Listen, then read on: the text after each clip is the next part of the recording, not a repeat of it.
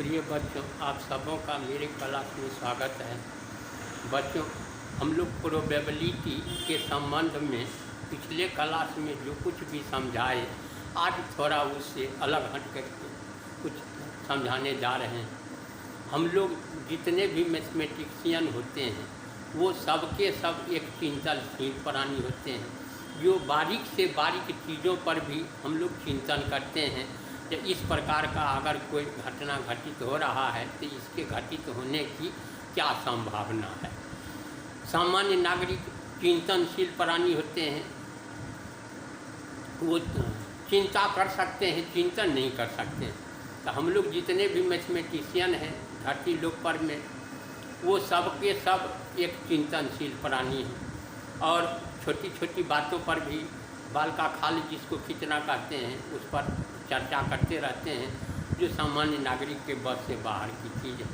तो देखिए, आज हम लोग कैसे सवाल पर विचार करने जा रहे हैं। इसका नाम है मल्टीप्लिकेशन थ्योरम ऑफ प्रोबेबिलिटी। तो पिछले क्लास में हम उसका नाम दिए थे कंडीशनल प्रोबेबिलिटी। तो कंडीशनल प्रोबेबिलिटी में क्या लिखे, तो उसमें लिखे जो probability of A when B has already occurred. घटना ए के घटित होने की प्रोबेबिलिटी, जबकि घटना बी पहले घटित हो चुकी है। The probability of the occurrence of the event A when B has already occurred. तो कैसे निकाले, तो फार्मूला दिए जो probability of A intersection B. अब पहले कौन घटना घटित हुआ है, तो बी तो लिखे बी। और अगर हमको कहे जो probability of B when A has already occurred, तो ए इंटरसेक्शन बी हो या बी इंटरसेक्शन ए हो, ये दोनों एक ही चीज़ होता है। तो यहाँ से लिख दिए ए इंटरसेक्शन बी बाई ई। तो अब इसी को हम लोग थोड़ा ऐसे अगर लिखें तो देयरफॉर, तो यहाँ लिखे कि ए इंटरसेक्शन बी, इसको इक्वल, तो इधर मल्टीप्लाई कर देंगे तो ये हो गया P B into probability of A when B has already occurred. और इससे तैयार करते हैं तो P A intersection B equal to, यहाँ आ गया P A into probability of B when A has already occurred. तो इसलिए मल्टीप्लिकेशन थ्योरम ऑफ प्रोबेबिलिटी का डिफिनेशन दिया। इसको ए इंटरसेक्शन बी को पढ़ते हैं simultaneous occurrence of A and B, कि दोनों घटना साथ साथ घटित हो रहा है, ए भी घट रहा है एंड बी भी। तो इसको पी ए इंटरसेक्शन बी को लिखते हैं probability of A and B. या कोई बुक में अगर ऐसा लिखा हुआ आपको मिले पी ए बी, तो समझिए कि यही ए इंटरसेक्शन बी है। मल्टीप्लिकेशन थ्योरम नाम में बताएं, इसलिए ए बी भी लिखे तो ए इंटरसेक्शन बी ही है, या इसको पी ए एंड बी कहते हैं। तो कहा कि if A and B are any two events associated with a random experiment, then P A intersection B is equal to P A into P B oblique A, या P A intersection B तो P B into P A oblique B। तो यहाँ से लिखते हैं कि if, तो ये जो घटना A है ये जीरो नहीं होना चाहिए। इसकी प्रोबेबिलिटी अगर जीरो आ जाएगा तब काम नहीं बनेगा। और पहले घटना B घटित हो रहा है तब कहता है A के घटित होने की प्रोबेबिलिटी, जबकि B पहले घटित हो चुका है। कि यहाँ इफ लिख देना कि P B is not equal to B, ताकि ये जीरो हो जाएगा तब ये डिफिनेशन कारगर नहीं। तो अब ऐसा एग्जाम्पल एगो देते हैं कि इस कैसा एग्जाम्पल है जिसके बारे में हम लोग इस प्रकार से फार्मूला तैयार किए हैं। तो एग्जाम्पल देखो हम देने जा रहे हैं, इससे तुरंत समझ में आ जाएगा कि कैसे क्या चर्चा किया गया है और कैसे निकाला जाता है। एकदम सिंपल एग्जाम्पल देने जा रहे हैं, आप ध्यान से सुनिए। अब हमसे मान लो कहा ए बैग कंटेन्स 10 व्हाइट, तो कहा कि एक बैग है, हम डिस्क्रिप्शन में क्वेश्चन लिख करके भेज देंगे, अभी समझा देते हैं इसको समझिए। तो कहा कोई बैग है जिसमें क्या क्या चीज़ है, तो इसमें कहता है 10 गो व्हाइट बोर्ड WHIT, और फिर कहता है 15 ब्लैक बोर्ड BLAC, ये सब बोर्ड BALL। तो कहा कि कोई बैग है जिसमें 10 गो उजला गेंद है और 15 गो काला गेंद है, तो टोटल गेंद जो बैग के भीतर है वो बैग है 25 गो। अब कहा कि इस बैग से एकाएकी करके पहले एक गेंद बल्ब निकाल लो, और फिर कहा उस बल्ब को बाहर रख लो। अगर उसके झोला में रख देते हैं बैग में, तब वो हो जाएगा इंडिपेंडेंट। ये कहता है कंडीशनल। तो ये जो पहला बल्ब निकाले उसको बाहर रख लो, और फिर कहा झोला में हाथ घुसाइए और एक और बल्ब निकाल लीजिए, तो दूसरा। तो कहा हाँ, तो अब इस बात की क्या संभावना है, जो पहला गेंद जो आया था वो व्हाइट है और दूसरा गेंद आया वो ब्लैक है। तो देखो सवाल क्या लिखा हुआ है, कहता है a bag contains 10 white and 15 black balls, 2 balls are drawn in succession. Succession का मतलब होता है एकाएक, विदाउट रिप्लेसमेंट। तो what is the probability that first is white and second is black. अब इसको कैसे बना सोल्व करें भाई, ऐसे संभावना कैसे पता लगाया जाए। तो इसके लिए देखो, तो हम लोग लिखे जो be consider the following solution करने जा रहे हैं।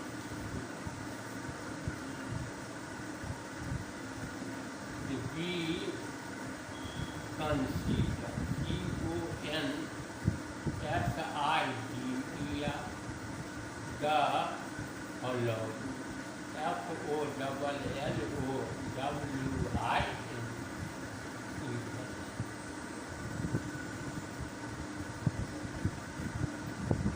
ये लिखिए द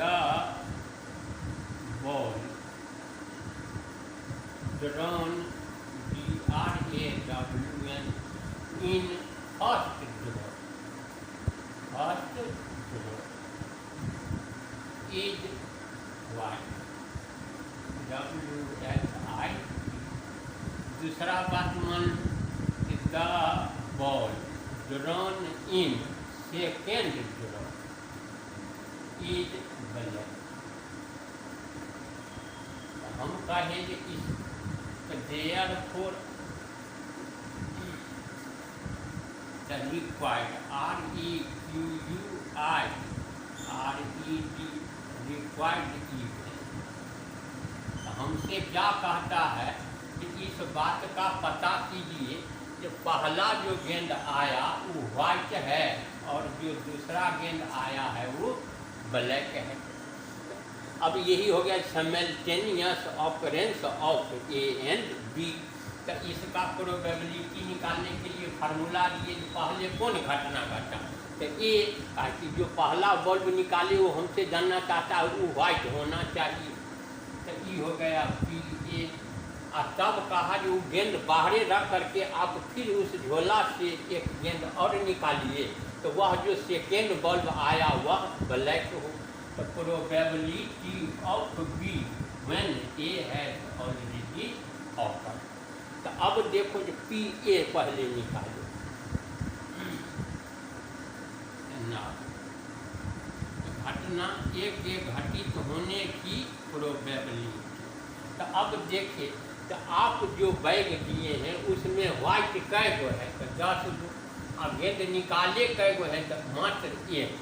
तो 10 में से ही कोई एक अगर आता है वो, तब ये ना व्हाइट होगा। तो ये हो गया 10C1। सी माने होता है चुनना। तो 10 में से एक गेंद चुनने का कुल तरीका। 10C1 number of combination of 10 different things taken one at a time. तो इस 10 में से एगो को चुनने के लिए सी या सजाने के लिए पी लिखते हैं। तो यहाँ टोटल गेंद सैंपल स्पेस में कै गो है? तो 25 गो। तो 25 में से एगो को चुनने हैं 25C1। तो 10C1 का वैल्यू आएगा 10 और 25C1 का आ जाएगा 25। अगर कॉम्बिनेशन का फार्मूला जानते हैं तो ठीक है, नहीं जानते हैं तो इतना याद रखना कि जब सफिक्स एक रहे तो उतने रह जाता है। तो 5 दूना 10 और 5 पर 6 25। तो ये आ गया 2/5। अब देखें probability of B when A has already awkward.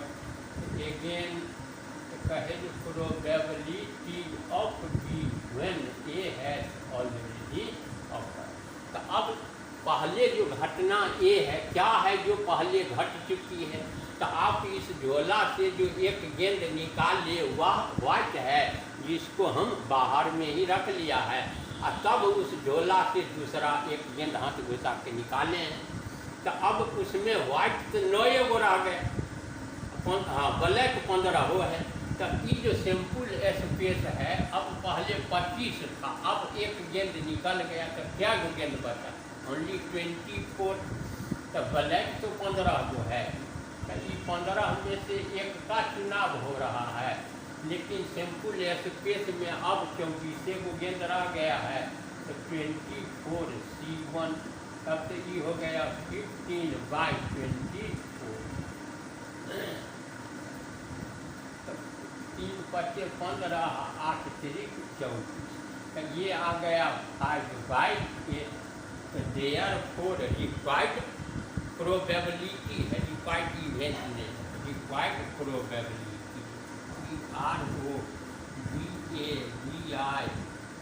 ROBABILIT।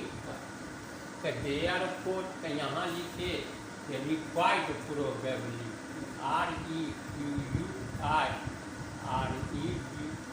Probability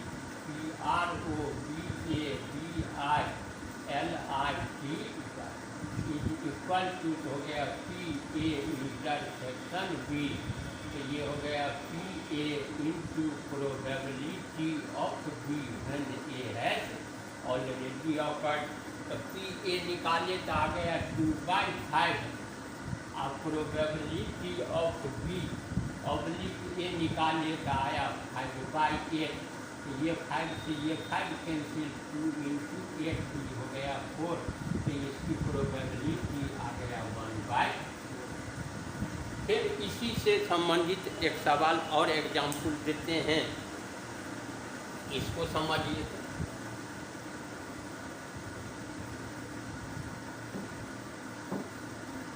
सामान्य नागरिक का ऐसा बात का ख्याल तो नहीं है कि खींचेगा।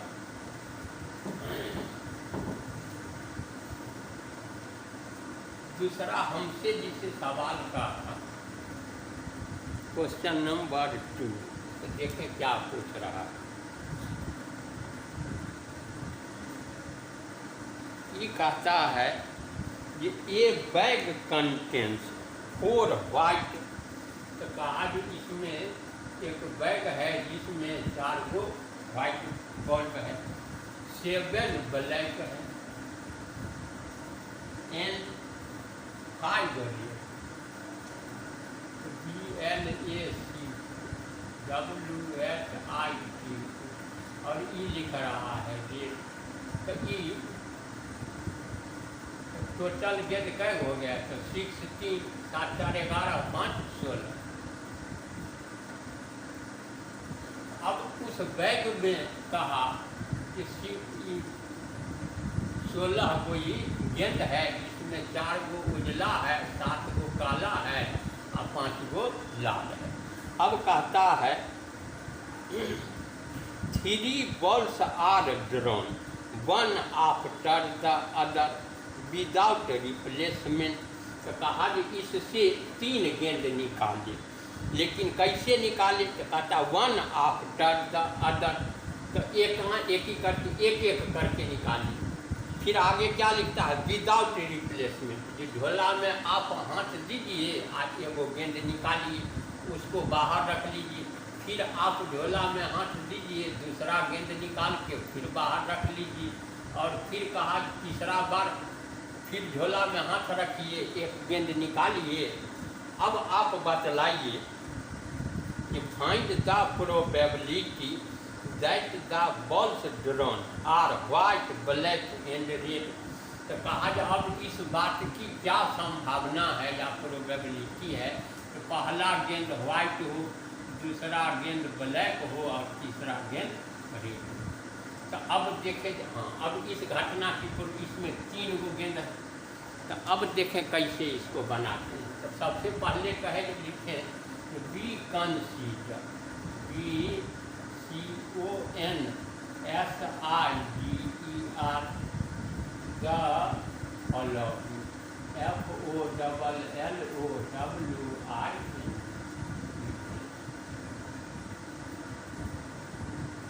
तो पहला लिखो A is equal the ball drawn, the ball drawn DRAWN in first draw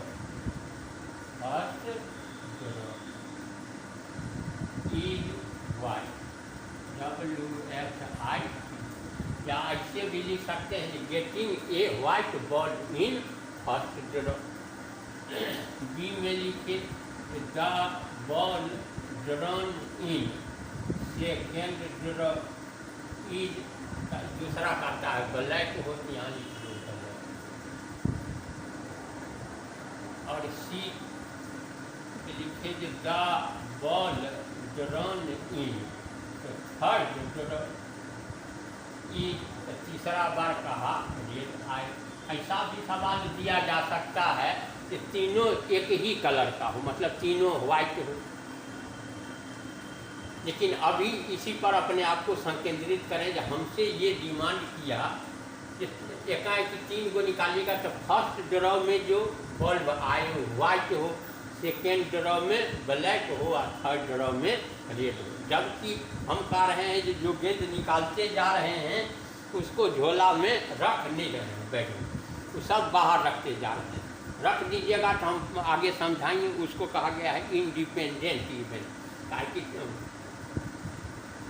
there four, तो यहाँ लिखे जो रिक्वायर्ड,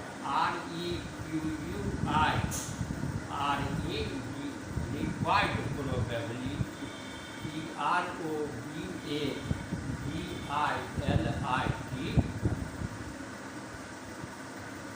इज इक्वल। कहा साइमल्टेनियस ऑकरेंस ऑफ 3 घटना है A, B एंड C। अब इसको कैसे लिखेंगे? तो कहे तो पहले कौन घटना घटाते? ए, तो यहाँ लिख दो probability of the event A. दूसरा कौन घटना है? तो बी, तो probability of the event B when A has already occurred. And तीसरा हो गया probability of C when A intersection B has already. तो अब देखें पहला घटना क्या है जो घटित हो गया। तो कहता है कि फर्स्ट ड्रॉ में the ball drawn in first draw is white. तो उजला इसमें कै गो है आपके पास? तो 4 गो। तो 4 में से ही एगो निकलेगा, तो ये हो गया 4। C1 नहीं लिख के 4 ही लिख के छोड़। और टोटल गेंद इसमें है कै गो? तो 16। तो हो गया 4/16। अब हम कहे कि वह गेंद बाहरे रख लेना, तो उजला गेंद एगो बाहरे रह गया। अब दूसरा बार जो निकला है वो ब्लैक है, तो ब्लैक तो 7 अंदर में है ये है। तो इस 7 में से ही एक गेंद निकालेंगे तो हो गया 7C1 बोले या 7 लिख के छोड़ दो। लेकिन सैंपल स्पेस में पहले से 16 था। एक गेंद आप निकाले उसको बाहर रख लिए। तो अब इसमें कै गो गेंद बचा है? तो 15। तो ये लिख दो 7/15। अब 2 गो गेंद आपका बाहर हो गया, एक वाइट और एक ब्लैक। अब इस झोला में कै गो बचा हुआ है? तो 14। तब 1 गो बचा है, 2 गो बाहर रह गया। अब जो तीसरा गेंद निकला वो कैसा है? तो रेड। तो रेड अभी 5 इसके भीतर में है। तो ये हो गया 5/5। आई सिंपल एक्सप्रेस में झोला में कै गो बचा? तो 14। तो लिख दो 5/14। अब इसको खाली कैंसिल कर दो, हो गया। तो ये है 5, 5 3 15 7। और इसको 4 को काट दोगे तो 4 चौका 16। तो ऊपर से एक ही बच गया और सब कैंसिल हो गया।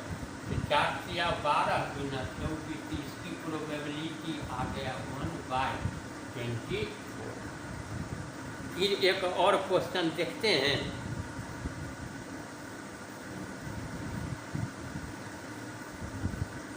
देखें क्या पूछ रहा है।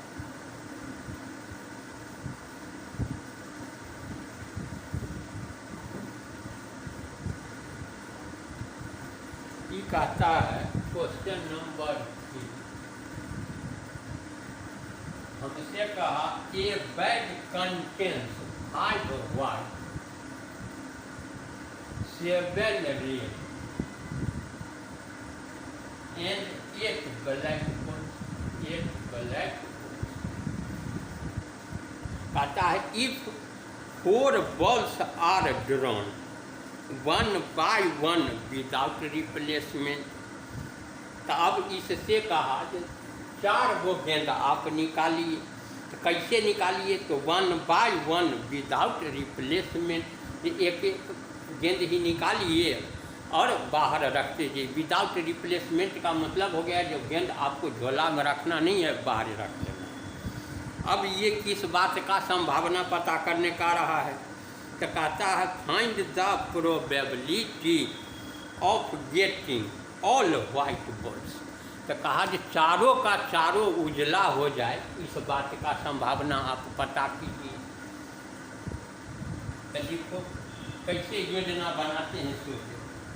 लिखे बी कंसीडर CONSIDER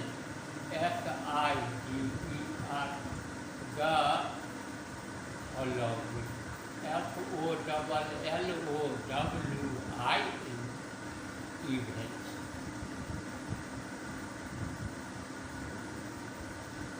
ये लिखो the ball drawn in first draw is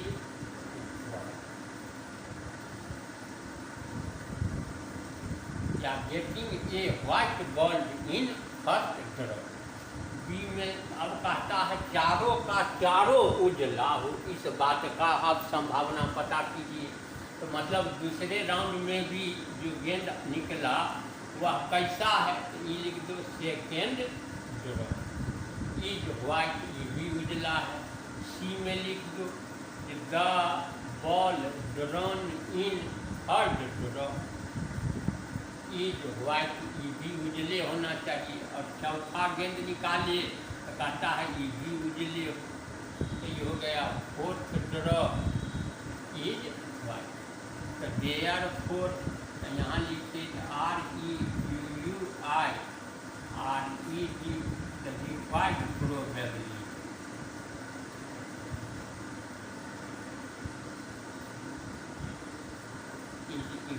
तो यहाँ हो गया probability of A intersection B intersection C intersection D.